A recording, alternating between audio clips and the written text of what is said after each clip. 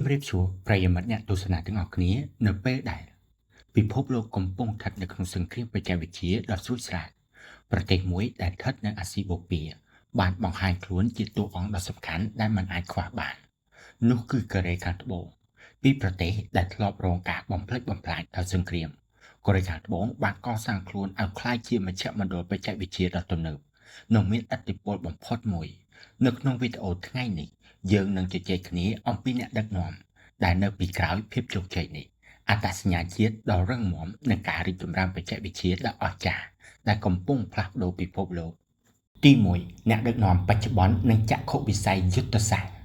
ភាពជោគជ័យរបស់កូរ៉េខាងត្បូងមិនមែនកើតឡើងដោយចែកដល់នោះទេប៉ុន្តែវាគឺជាលទ្ធផលនៃចក្ខុវិស័យដ៏មុតស្រួចរបស់អ្នកដឹកនាំរដ្ឋាភិបាលនិងយុទ្ធសាស្ត្រជាតិក្រោមការដឹកនាំរបស់ប្រធានាធិបតីលីជេមីយ៉ុងកូរ៉េខាងត្បូងបានដាក់ចេញនូវយុទ្ធសាស្ត្របច្ចេកវិទ្យាជាអាទិភាពជាតិរដ្ឋាភិបាលបានប្រកាសការវិនិយោគទឹកប្រាក់ដ៏មហិមាជាង 1,000 លានដុល្លារទៅលើវិស័យបន្ទះឈីបនិងបញ្ញាសិប្បនិម្មិត AI ដើម្បីធានាថាប្រទេសនេះនឹងបន្តឈរនៅជួរមុខគេផែនការ K-Moonshot គឺជាបេសកកម្មជាតិដ៏ធំដែលមានគោលដៅសម្រាប់ឲ្យបាននូវបច្ចេកវិទ្យាស្នូលចំនួន12ត្រឹមឆ្នាំ2035មេដឹកនាំក្រុមហ៊ុនយក្ស Chaebol ក្រុមហ៊ុនដូចជា Samsung, SK, Hyundai និង LG គឺជាសសរស្តម្ភនៃនវានុវត្តន៍នយោបាយប្រតិបត្តិរបស់ Samsung បានសង្កត់ធ្ងន់ទៅលើភាពជាអ្នកដឹកនាំនៅក្នុងយុគសម័យ AI តាមរយៈការអភិវឌ្ឍបន្ទះឈីប HBM4 ដែលមានល្បឿនលឿនបំផុតចំណែកឯ SK Group វិញកំពុងសាងសង់មជ្ឈមណ្ឌលផលិតបន្ទះឈីបដ៏ធំនៅក្នុងទីក្រុង Yongin ដែលជាការវិនិយោគដ៏ធំបំផុតនៅក្នុងប្រវត្តិសាស្ត្ររបស់ខ្លួនទាំងនេះសបញ្ជាក់ឲ្យឃើញពីការរួមរវាងរដ្ឋនិងឯកជនដើម្បីគោលដៅតែមួយទី2អត្តសញ្ញាណរបស់ប្រទេសកូរ៉េខាងត្បូងតែអ្វីជាអាថ៌កំបាំងដែលធ្វើឲ្យប្រទេសកូរ៉េខាងត្បូងខុសប្លែកពីគេចម្លើយគឺស្ថិតនៅក្នុងអត្តសញ្ញាណជាតិវប្បធម៌ប៉ាលីលឿនពាក្យថាប៉ាលីមានន័យថាលឿនវាបានក្លាយជាដង្ហើមនៃជីវិតរបស់ជនជាតិកូរ៉េវប្បធម៌នេះជំរុញឲ្យពួកគេធ្វើការយ៉ាងរហ័សរហួនសម្រាប់ចិត្តភ្លាមនិងបង្កើតថ្មីដោយមិនបង្អង់យូរនៅក្នុងវិស័យបច្ចេកវិទ្យាភាពរហ័សរហួននេះគឺជាគុណសម្បត្តិដ៏ធំធេងនៅក្នុងការប្រកួតប្រជែង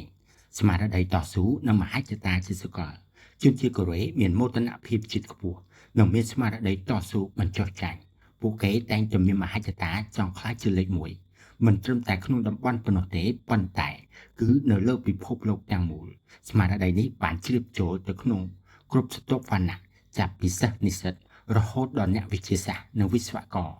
ទី3ការរីកចម្រើនបច្ចេកវិទ្យានៅក្នុងប្រទេសឥឡូវនេះយើងមកពិនិត្យមើលបច្ចេកវិទ្យាជាក់ស្ដែងដែលកំពុងរីកចម្រើនយ៉ាងខ្លាំងក្លានៅក្នុងប្រទេសកូរ៉េខាងត្បូងរដ្ឋាភិបាលបានកំណត់វិស័យយុទ្ធសាស្ត្រចំនួន12ដែលជាកម្លាំងចលករសំខាន់បន្ទះឈីប AI និងអេក្រង់ទំនើបកូរ៉េខាងត្បូងគឺជាអ្នកផ្គត់ផ្គង់បន្ទះឈីបអង្គចងចាំ Memory Chip ដ៏ធំបំផុតដែលបម្រើឲ្យបច្ចេកវិទ្យា AI ជុំវិញពិភពលោកពួកគេកំពុងនាំមុខគេនៅក្នុងបច្ចេកវិទ្យាអេក្រង់ដែលអាចបត់បែនបាននឹងអេក្រង់ជំនាន់ចុងក្រោយអាគុយសម្រាប់យានយន្តអគ្គិសនី AV Battery ក្រុមហ៊ុន LG Energy Solution និង Samsung SDI កំពុងគ្រប់គ្រងទីផ្សារអាគុយពិភពលោកដែលផ្ដោតទៅលើការបង្កើនដងស៊ីតេថាមពលនិងសុវត្ថិភាព